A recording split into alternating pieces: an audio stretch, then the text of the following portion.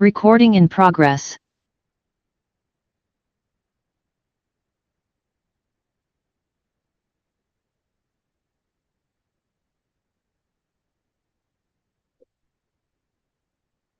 Morning, members. It's 10 o'clock, so we'll start. My name is Councillor Harry Saville, and I'm the chair of the Democratic Services Committee. As always, can I welcome everyone to the meeting, which is a multi-location meeting. Our meeting will be live streamed and recorded, and will be available for viewing afterwards. Should the live streaming fail, the meeting will continue, and a recording will be available through the council's website following the conclusion of the meeting. As always, can we remind members that translation facilities are available, and if you're attending via Zoom, can you please select your language of choice? For those wishing to speak in the chamber, as always, please raise your hand. If you're attending remotely, please use the raised hand function. It's sometimes challenging to try and spot physical raised hands on Zoom, so if you can use the little yellow raised hand function, that is ideal. Committee members who are attending remotely are required to leave their camera on throughout the debate and when voting to maintain the integrity of our decision-making process. If you do need to leave the meeting temporarily, please put a message in the chat function so one of the Democratic Services team is aware, and then let us know when you return. As always, we'd ask that everyone participating in the meeting conducts themselves appropriately and is respectful to each other. That applies to members, officers, and people in the public gallery, which is rather empty today. When I open up our debate to members, I'll ask committee members to speak and put their questions first, followed by non-committee members. Whilst I do not wish to stifle debate, can I remind members that any question should be focused on the subject matter, and we should try and avoid repetition where possible. If I feel the length of individual speeches are negatively impacting on the overall time for discussion and becoming unmanageable, I will refer to our committee's rule of procedure, which limits contributions to 5 minutes. So that brings us on to our first item. Apologies for absence. And I'll hand over to Sally. Yeah, just one apology from Councillor Mandy Hawkins. Thank you. Are there any apologies from the floor or from Zoom? None.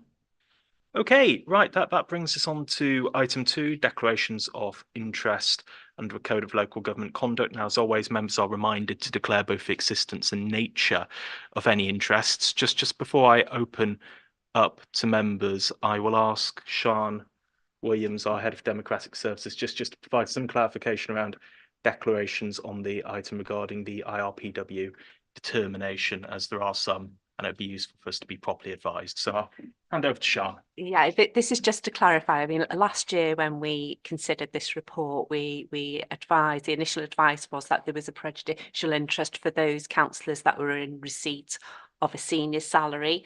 That advice changed then when it went to council, and it was deemed to be a personal interest, so members could still stay and participate and vote in the discussion on that particular report. So that advice will be the same this year. Sian, thank you. So, and I can just see the Cabinet Member Chris Case has just popped his hand up. So I'll have to declare a personal interest in that case because I'm a Cabinet Member, so I get the remuneration for that. Okay, Chris, and I can see Garonwe Edwards. Likewise. Okay, thank you. Jeff Stewart. That will be the same. Right, no one else has their hands up, so I will declare apologies. Yeah, Councillor Penny Andow. Thanks, Chair. Yes, likewise for me as well as Cabinet Member. Penny, thank you. Tom Montgomery. Thanks, Chair. Yeah, I'm not sure if it's required, but just in the interest of covering all bases, I just wanted to declare a personal interest as I am a member of governance and audit, and I know we're going to be talking about the role of that. Okay, thank you for flagging that.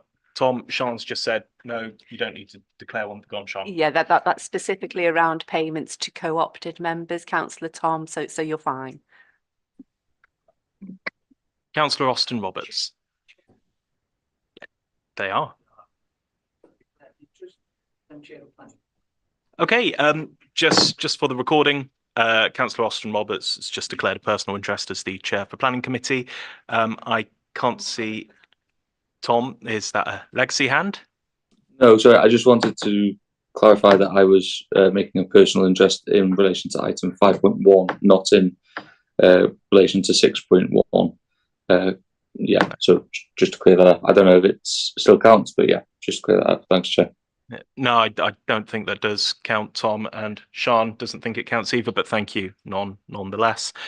Right, and I will declare a personal interest as well in the Independent Remuneration Panel for Wales Annual Report 2024-25 as the Chair for Democratic Services Committee.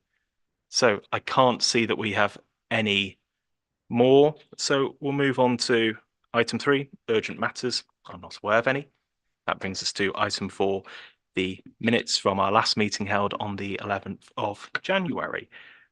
These are included within your agenda packs. I trust members have had an opportunity to review them. So are there any queries, concerns? Okay, in that case, I'm happy to propose that they're an accurate record. Gwenol has just seconded, followed by Kathy. So again, can we have a show of hands? All those that are happy that they are an accurate record, and that appears to be carried. Lovely, thank you. Right, that brings us to item 5. So this is roles and responsibilities of the Governance and Audit Committee and our Scrutiny Committee. So we're joined by Amanda Hughes, our Strategic Director for Finance and Resources, to present this item. So I'll hand over to Amanda, then conscious as it relates to a couple of committees, if we have those committee chairs or vice chairs present, if they have any comments, we'll bring them in and then we will debate as a committee. So Amanda, over to you. Thank you very much, Chair. So this report is just seeking some revision, effectively, of the roles and responsibilities between on some specific items between the Governance and Audit Committee and other scrutiny committees. Members will be aware that the Local Government and Elections Wales Act 2021 came in obviously in 2021, and that set out some specific duties and responsibilities that sit with the audit committee in that legislation, and there are 2 specific areas that relate that flow from that change in the legislation. One is in relation to risk management, where the Local Government and Elections Act clearly puts that responsibility to review the risk management arrangements of the audit of the authority and to manage scrutiny of the risk registers, etc., with the Governance and Audit Committee. At the moment, and because of historic arrangements, the risk register also goes to the Finance and Resources Committee, and then since the changes in the legislation have also gone to the Audit Committee. So there's duplication there because effectively both committees are performing the same scrutiny function in relation to the risk register, as it's set in the legislation that it sits with the Governance and Audit Committee. The recommendation therefore is that risk management reports now go to Governance and Audit only prior to Cabinet rather than to Finance and Resources to remove that duplication effectively of the same task. In the same vein, the same applies to corporate complaints, where again the Local Government and Elections Act sets legislatively the requirement for the Governance and Audit Committee to review and assess the authority's complaints and reports accordingly on that. And again, historic practices, that's gone to Finance and Resources. So on the back of that legislative change, it's now also recommended then that just goes to Governance and Audit and not duplicated by going to Finance and Resources as well. And then the other area that we're being suggested that there'll be a change is that historically all external regulatory reports have gone to the Governance and Audit Committee, and Governance and Audit Committee certainly have a role in relation to that. They have a role to monitor external reports and ensure that we as an authority are appropriately managing that. But what's been happening a little bit is that the Governance and Audit Committee has been straying, I guess, for want of a better phrase, into scrutiny of those particular topic areas. And actually, the relevant scrutiny committee, so for argument's sake, if there was a if there was an external regulatory report from CIW, for instance, that's going to the audit committee and being scrutinised, but not going to the social care scrutiny committee. So the proposal then is that the regulatory report goes to the relevant scrutiny committee, subject to the topic of the external regulatory report, where the scrutiny will take place and agreeing of an action plan, etc. And then the governance and audit committee's role will be to ensure that that action plan is being monitored and implemented by the relevant committee, rather than to perform the detailed scrutiny of the report when that's not its area of expertise, nor is it its function effectively. So this report again is seeking to set that arrangement out. So I hope that's clear, but as I say, the changes ultimately are being driven by the change in the Local Government and Elections Act, which legislatively sets requirements for the audit committee and therefore to avoid that duplication. I hope that helps. Thank you. Amanda, thank you for that.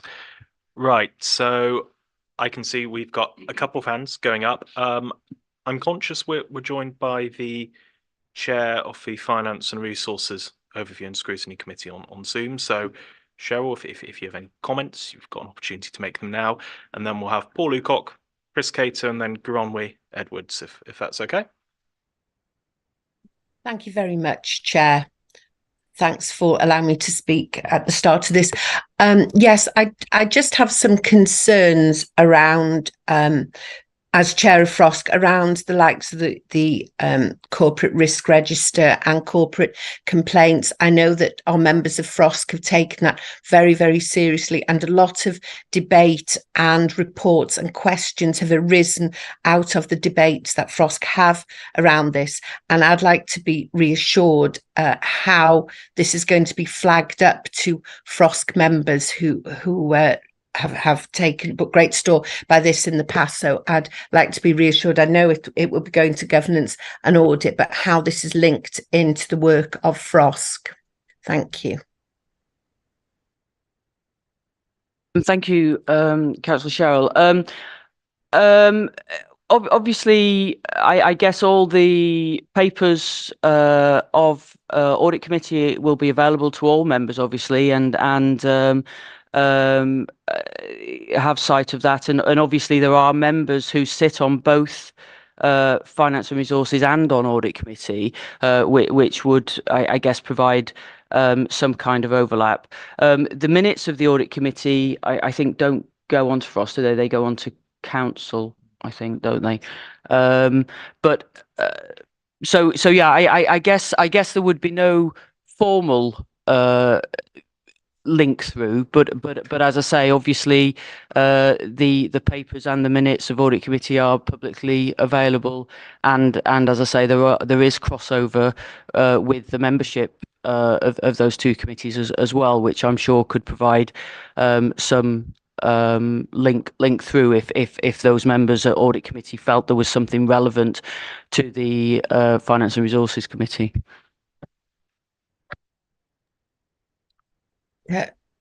Chair, could I just come back in if that's okay? Thank you. Yep. Yes, I mean, that is though reliant on the current political makeup, isn't it? The fact that there's crossover between the two, and I would be concerned if maybe this wasn't a follow through in future. We have identified specific trends and complaints and different things like that over the years that has been very valuable to the good governance of the council. So I am concerned about how this is going to be properly given across the whole membership. Thank you very much. Thanks. Yes, Cheryl, I'll bring Sean Williams in briefly and then we'll go on to Paul. Sean. So yes, sorry, it was just to pick up on something that Amanda said. So that the minutes of the Governance and Audit Committee do go to FROSC, so there is an opportunity to pick up any issues at that point as well. Very good. Okay, I mean, let members speak. I don't know then whether we want to, the members that are here that also attended our first session on our scrutiny review arrangements, Wow. may want some input into this as well. Sean, thank you, and thank you for throwing the scrutiny review into the discussion today. Right, so I'll bring in Paul Lucock, then Chris Cater, and then Gronwy Edwards. Paul. And maybe Amanda or Chris could answer these. Just to build on Sean's point, yeah, I was a little confused why this report was coming at this time to this committee, because obviously we are involved last week and again this week in the evaluation of scrutiny, but this seems in some way, I take the legislative issues, to be preempting some of that evaluation and drill down. And I was particularly confused, I think, about recommendation 1, risk management reported only to Governance and Audit Committee prior to Cabinet. So with your indulgence, Chair, I'd just like to pursue 2 specific examples, because I think if you look at the specific examples, then Amanda and Chris can sort of explain how they will be dealt with under this new system. So if you take one of the sort of most controversial issues in the 2 years I've been on the council, which was our paddling pools. Obviously, we had a policy to provide paddling pools in various parts of the county. That risk management obviously went wrong, and subsequently for a season we didn't have any paddling pools.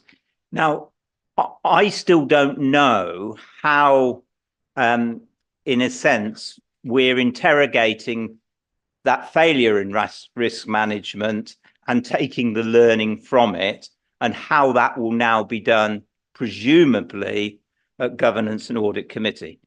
If I can then just give one more specific example, which is a sort of, going on at the moment issue. And if you bear with me, because it's a local issue, but I'm trying not to be parochial. It's just a local issue I know about. When we set the budget in 2023-24, the majority of us voted for cuts in the youth service. As part of those cuts in the youth service, the Youth and Community Centre in my patch in Abergele was closed, which in my view was sensible, because it was losing money hand over fist, and we had to resolve that. That went through the normal processes, and by the end of June of last year, that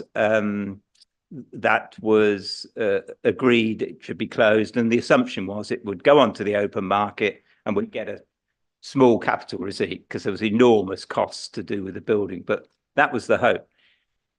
Subsequent to that, there was a long delay while the leader, the cabinet, decided to allow a newly formed community group to come forward with a business plan or proposals for that centre.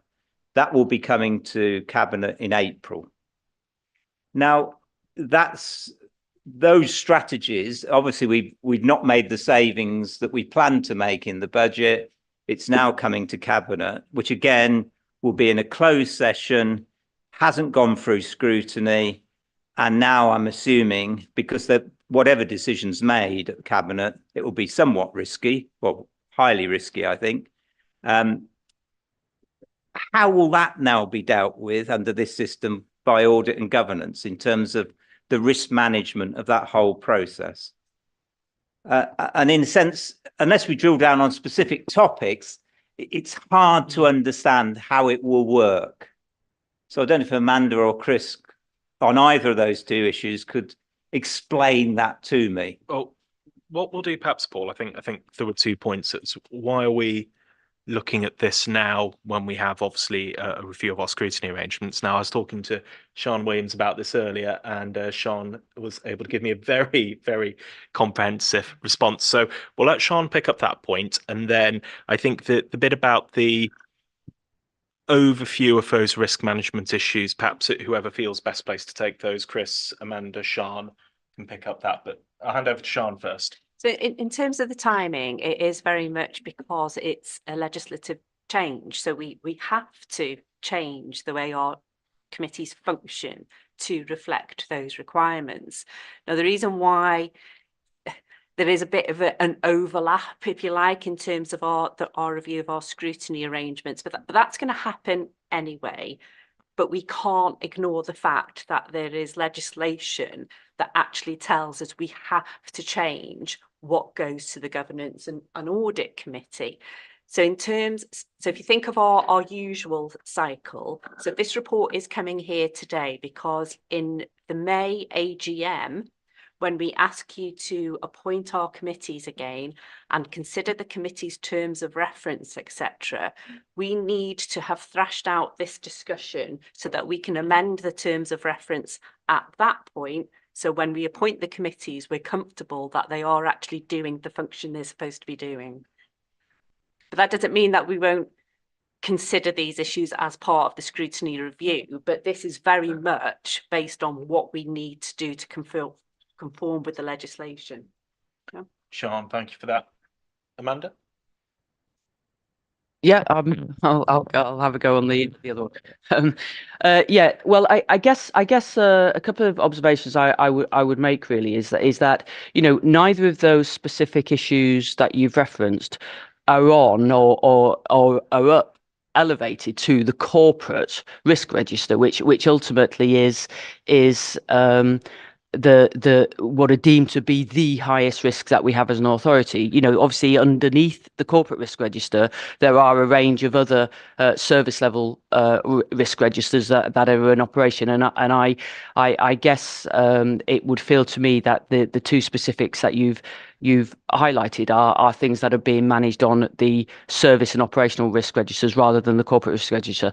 It's a different issue, I guess, as to whether it should be, but the point of which committee the risk register goes to is academic in the context of should that be an item on the risk register. I think that's a different question around are our risk management processes as effective as they could be, is a different debate to which committee should consider the risk register. And I guess perhaps I would ask that we could maybe limit the discussion to which is the right committee as opposed to a bigger debate around the effectiveness of the risk register, maybe.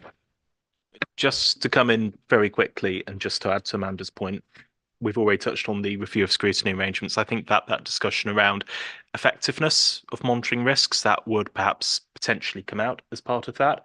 Perhaps risks could also go to scrutiny committees, but that can be looked at as part of that review in perhaps the short to medium term. That'd be my thoughts. But Paul, are you reasonably happy with that? Well, yeah, I mean, it is at which level you pitch these things, because obviously the corporate risk with these issues is around the risks, the financial risks, in a sense, on both the items I raise.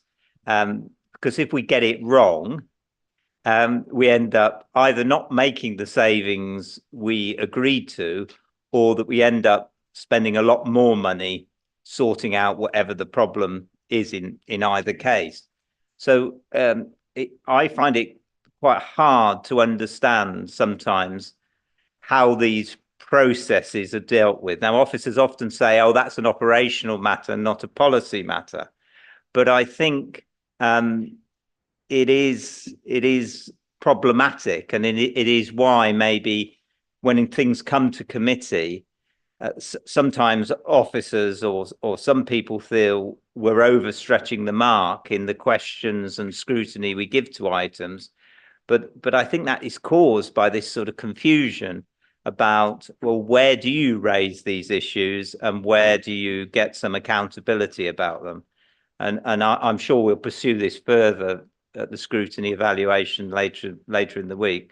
But I think when we think about our residents, they want us to ensure that the accountability is robust and rigorous. And sometimes it is like a piece of slippery soap. You think you've got hold of it and then it slips away. And I'm absolutely persuaded we don't always get all the learning or all the accountability that we should as members attempt to get. Paul, thank you for that. Right, I'll bring in Councillor Chris Cater, and then Councillor Gronwy Edwards. Chris. Yeah, I mean, I think, Paul, you shouldn't forget the service performance reviews either. And I know you personally have been very conscientious about attending those and participating in those. But a lot of detail about the risks come out in that, and it's very specific. And you've got the relevant officers there. That's why I find they are so useful.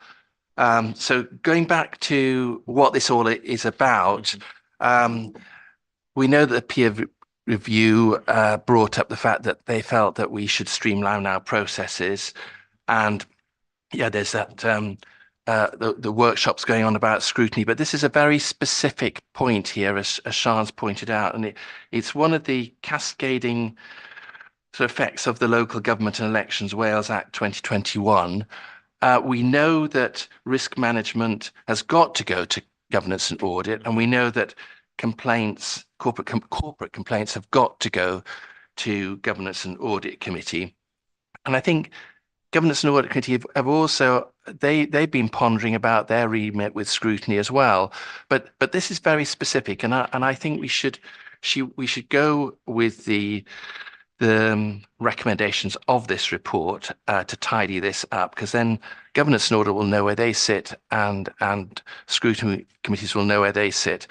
The external regulatory reports do come with action plans and arrangements, and I think it's important that these are considered by the relevant scrutiny committees, because they just get lost at governance and audit, frankly. They need to come into scrutiny committee to see what we as a council can do and how we can change our priorities, basically, and some of our initiatives. So yes, I welcome this report, and I'm glad it's come now, because governance and audit have been wondering and pondering it as well. I understand that Chair Cheryl is concerned that some risks and issues might slip past one or other scrutiny committees, but I think we do have very thorough pre-scrutiny here in this council, and there are plenty of ways members can bring topics to the scrutiny committees, and there are plenty, as Amanda said, and Sian said, the reports to governance and audit are there for all members to go and have a look at.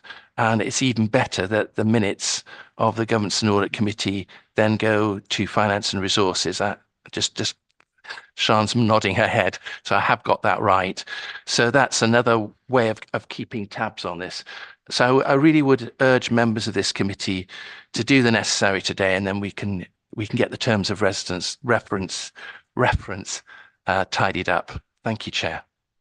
Chris, okay, thank you for that proposal. So just so members are all aware, that's that risk management and corporate complaints go to governance and audit. External regulatory reports go to the relevant scrutiny committee, but their actions are monitored by governance and audit. And most importantly, this today is a recommendation to council, who will make the final decision. So just so we can be very clear with that. So moving on, I can see Kathy and Austin have both put their hands up, but I know Gronwy put his hand up a wee while ago. So Gronwy first, then Kathy, and then Austin. Gronwy. Yeah, and thank you. And thank you for taking us back to the purpose of this report, Chris, because certainly I've seen, I attend as many committees as possible. I attend both audit and finance and resources, as well as the standards committee. And I have seen, since this new term, certainly a great deal of duplication. And I think there's a lot of new members of the council. There's also new members on the audit and governance committee, the lay members. And they do seem to confuse their roles from the meetings I've attended, almost trying to influence policy. And certainly leading up to the budget, I felt they were trying to influence how we set our budgets. That was my perception. Certainly that they were straying into territory that was not really the role of audit. And therefore, I'm not welcome the fact that we are looking at these new guidelines or recommendations for audit committee, because the last thing I want to see the process is holding up the actual activity of the council. If there is inappropriate or things that need to be questioned, I'm totally in favour of that.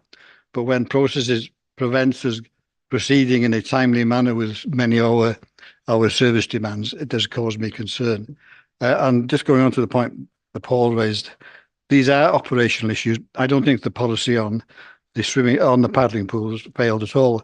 It was a matter of circumstances that the requirements for managing a paddling pool introduced by NRW and Welsh Water meant that we had to relook at the way the paddling pools were going to be refurbished in any case, and that's caused a delay in delivering the paddling pool refurbishment. So it is operational. I think it was handled, the communication side of it was probably handled poorly and could have been handled better, but it was there was no issue around the policy. We have 4 paddling pools, and we aim to keep 4 paddling pools as long as we can afford to do that. So that was a operational issue and not a policy issue. So yes, I think we can sometimes get confused in our different roles, and I certainly think some members bring things to inappropriate committees to try and change the outcomes of decisions taken elsewhere, which I think is inappropriate. Ronwy, thank you. And I think just to add to that, because you touched on operational decisions as well, members will of course be aware that if there are operational decisions or issues that they are struggling to resolve at a ward level, once they've exhausted every usual avenue to resolve them, they can of course make use of the councillor call for action provision to bring the issue to scrutiny. So with those issues, there is an opportunity to have them resolved if required through a democratic process. Kathy and then Austin. Thank you, Chair. I've really enjoyed this debate, actually reminding us of all the channels we have through democracy and scrutiny. So we understand from Sian that this is a legislative change.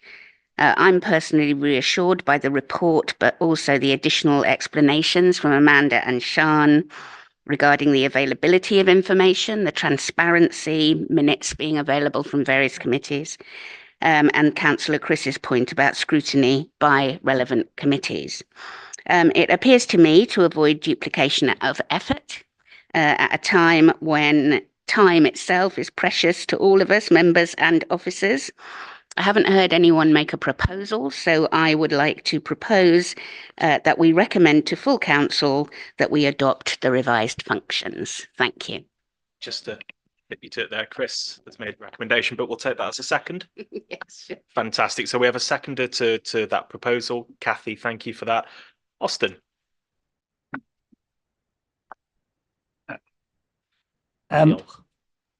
Ma Kathy di cael y blaen. Kathy has, I'm just going to propose, I was just going to propose or second, but Kathy's done that for me. Thank you. Right. We don't have anyone else wishing to speak. We have a proposal that's been seconded. I think we've just, Kathy's just gone through it within the last minute. So we should all be quite happy of what the proposal is. So can we have a show of hands, and can we keep our hands up just so we can check the numbers? All those in favour? 1, 2,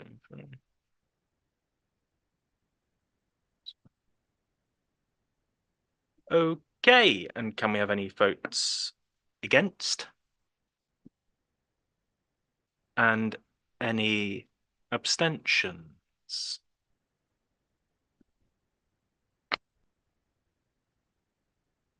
Okay, so we make that 13 votes in favour, 0 against and 0 abstentions. So that deals with that one, members.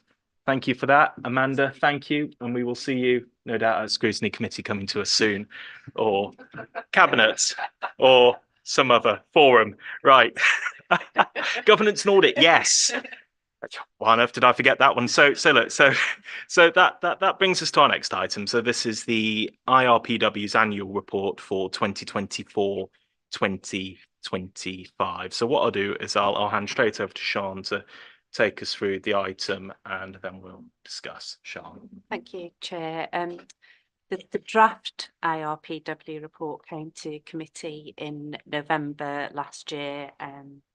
As a committee, you had a big debate about it. We provided feedback to the IRPW based on the discussion from the committee. They've published their final report now. No amendments since the draft was published and the consultation exercise. So in terms of what council needs to do now, I have summarised, in paragraph 3.4, the amounts of salary that we took, the increase that we're talking about. And then obviously the full report is attached as an appendix. But in terms of going forward, the IRPW determinations are the determinations. The committee does not have the ability to change those whatsoever. That's down to individuals. But there is a requirement for the committee to make recommendation in terms of senior salaries paid to the committee chairs. So they're listed in paragraph 3.7 at the moment. Those are the senior salaries that are currently paid. Does the committee want to make that recommendation to council that they continue to receive a payment?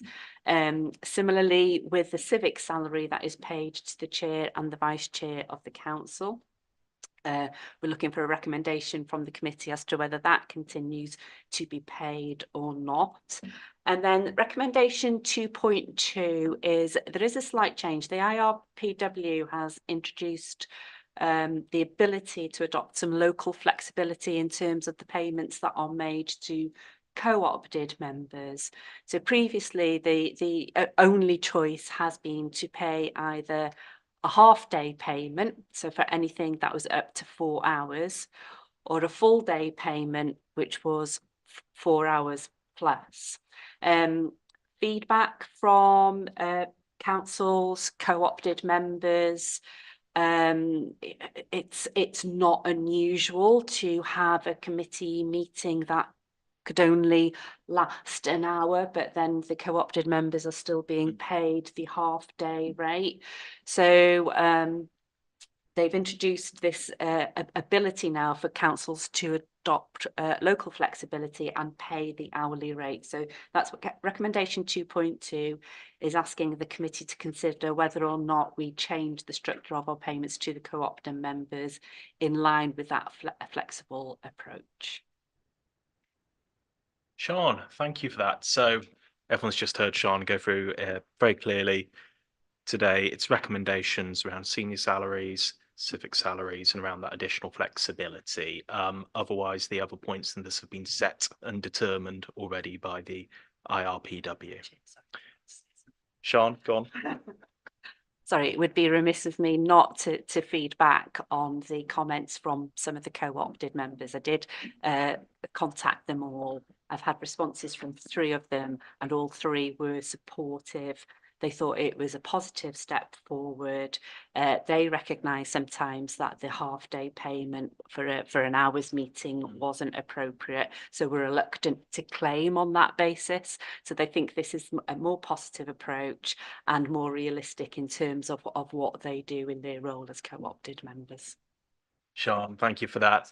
Right, so members, and I can see we've had Chris Cater and then Paul Lucock. So I'll bring in Chris first and then Paul. Yeah, just to go to the second part of the recommendation there about this flexibility, I think it's entirely appropriate.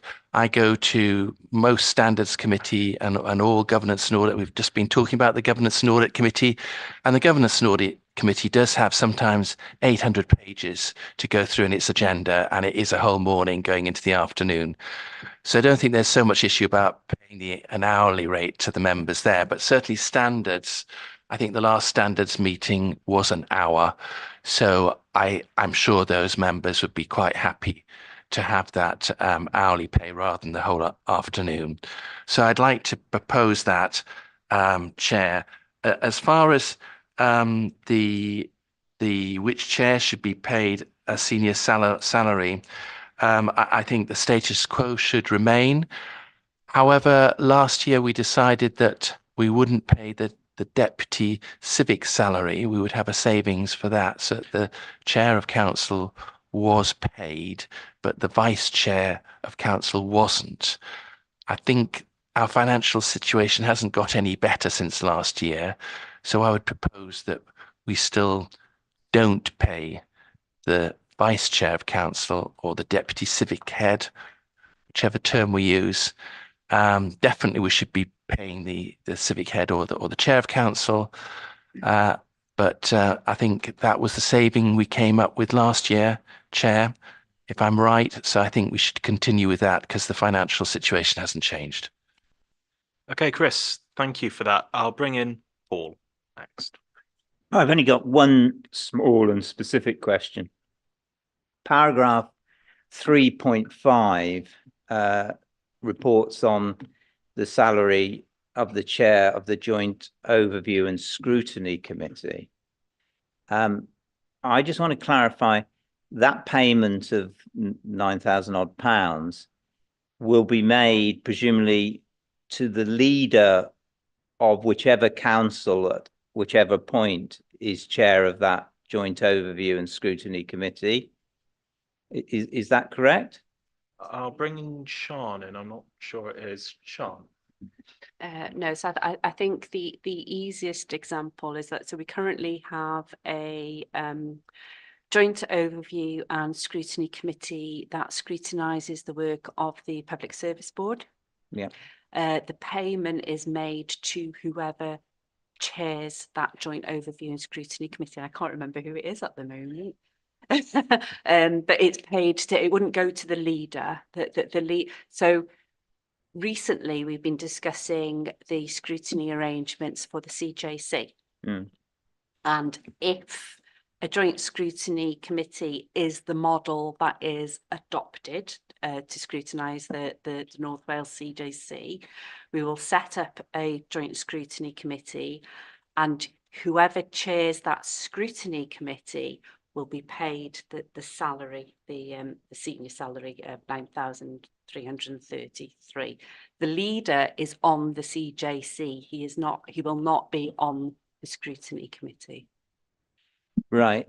So in terms of that payment, that will come out of the budget of that new body rather than the Home Authority.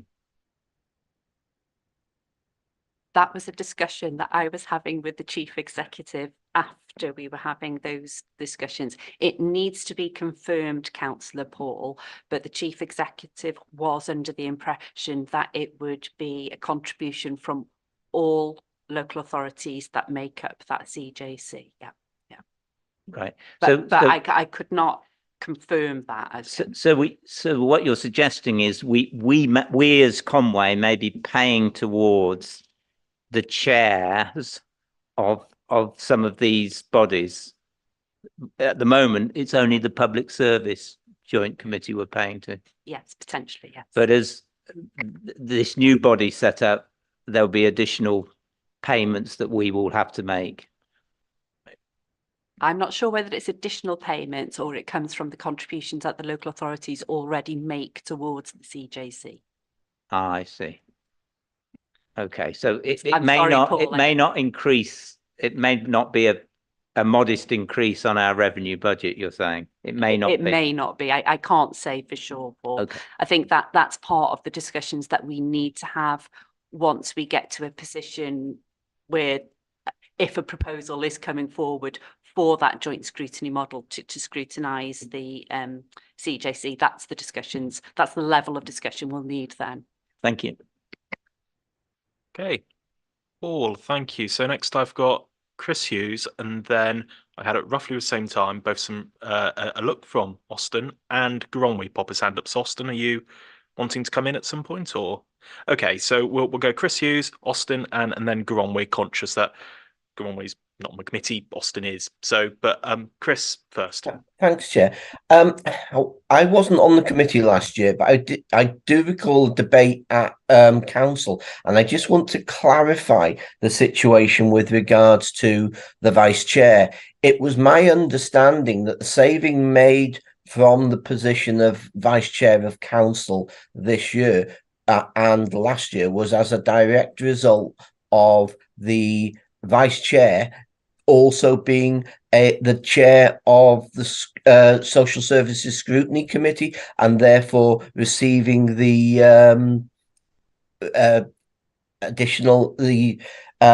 senior salary from that position. I wasn't aware that we'd actually formally decided to end payments for the role of vice chair? I'll bring Sean Williams in, who has found the minutes quicker than I have. Sean. Yeah, Councillor Chris, I was just checking that myself. And the minutes from the May 2023 annual council meeting do state that a civic salary is paid to the chair of the council. That civic salary is not paid to the vice chair of the council. So there was a specific decision on that. Right, okay. Fine. The other point I wanted to raise was, oh gosh, damn, sorry, I've lost my track now as a consequence of that. Can I come back if I remember, Harry, what I wanted to raise? Chris, of course you can. I'll bring in Austin and then Gronwy. Austin. Diolch yn fawr. Thank you. I believe. Thank you. I believe Councillor Chris Cater has proposed that we go with the recommendation, so I'd like to second that. Austin, diolch. Gronwy.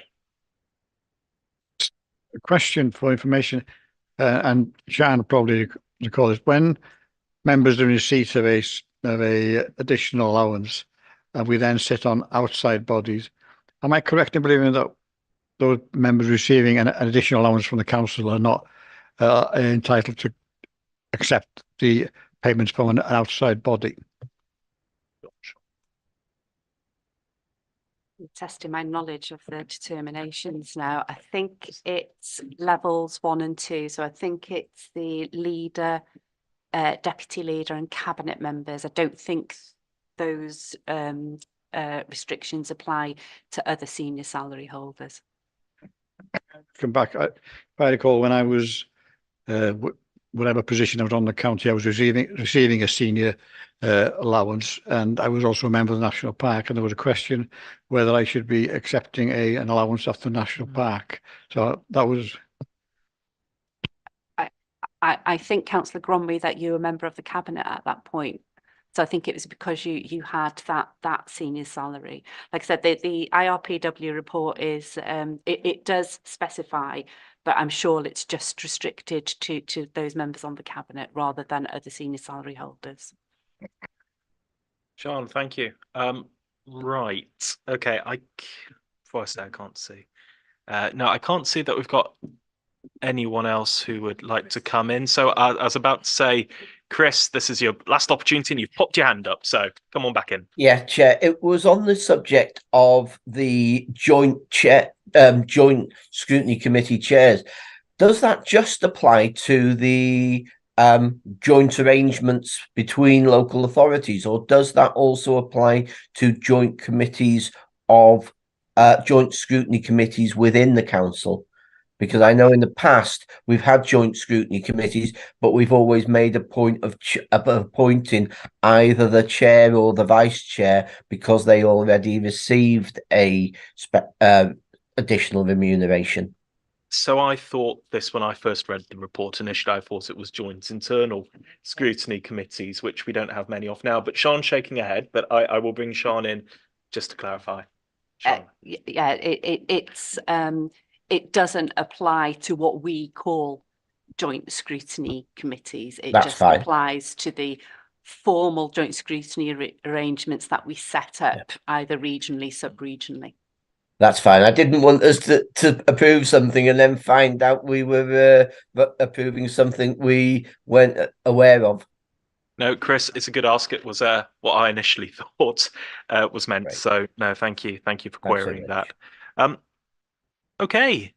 I can't see that we've got anyone else who would like to speak. So we've had a proposal made by Councillor Chris Cater and seconded by Councillor Austin Roberts. So if I just recap Chris, I'll let you recap. Yeah, it's just it's with the recommendation there, but giving the remunerations for the chairs and see the senior and civic salaries, but exempting the vice chair of council, in other words, the deputy civic head, and then going with recommendation 2.2, that we give the head of democratic services the flexibility to decide when it's appropriate to do an hourly rate or a morning or afternoon rate for co-opted members for those committees. So that's and I think that's what, I hope that's what Austin seconded. Chris, okay, thank you for that. So members were all quite happy with the proposal. Can't see that anyone else would like to speak. So can we have a show of hands and everyone show clearly? All those in favour?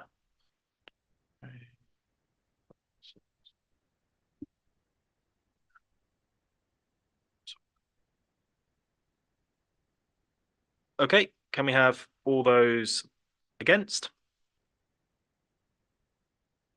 And can we have any abstentions?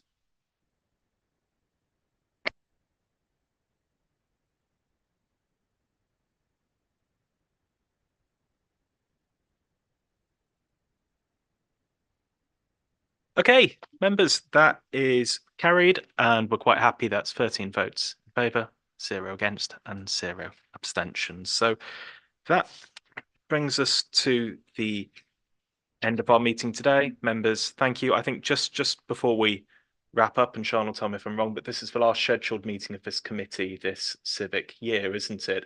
So I think this year, members, we've covered a number of items that significant amount of complexity around. We've had the planning protocol, we've had the decision to make around considering the adoption of STV, we've had the review of the council's constitution. I think it would be remiss not to ask if we could note our thanks to some members of staff who have been put in incredible amounts of work with this. So of course there's Sean Williams, Dawn Hughes, there's our monitoring officer as well, Matt Georgiou, our chief executive, Rhianab Gareth, and of course Sally as well. So members, if we could, I don't think we need to have a proposal or show of hands, but if we're happy to note our thanks to those members of staff. I think this year we have had a significant amount of work that has come through, which is probably more complex and larger than normal, and it's been delivered actually quite quickly and efficiently through these members of staff taking it forward. So a thank you to them.